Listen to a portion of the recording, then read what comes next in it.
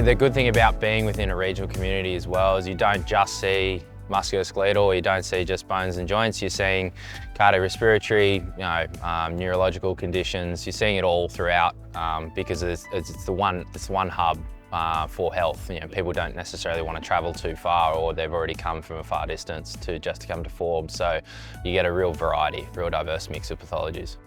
What I found the most important for my first one was the time. It wasn't as fast paced.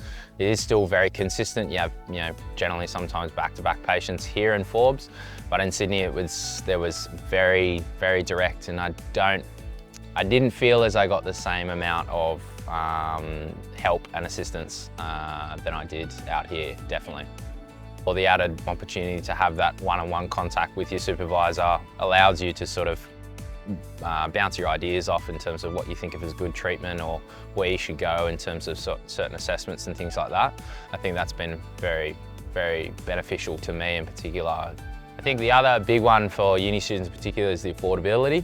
Going back to Sydney and things like that, it's expensive, and the metropolitan is expensive. So being a uni student, you want to be as frugal with your money as possible, and accommodation here is reasonably priced for a uni student, and it's still high quality accommodation as well. So I think that's been a big one for me.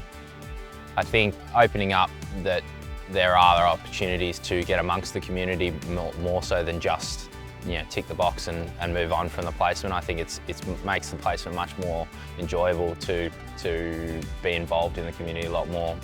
I think it opens your mind up to what other regional communities can actually provide to you as well. There's a lot more to regional Australia and regional New South Wales that I think a lot of people actually know about. Allows you to sort of think about, after uni, where would you actually sort of like to work, what kind of fits well with you, and how could you benefit somewhere else. So I think it's definitely the #1 piece of advice I can give anyone that's sort of at that turning point there.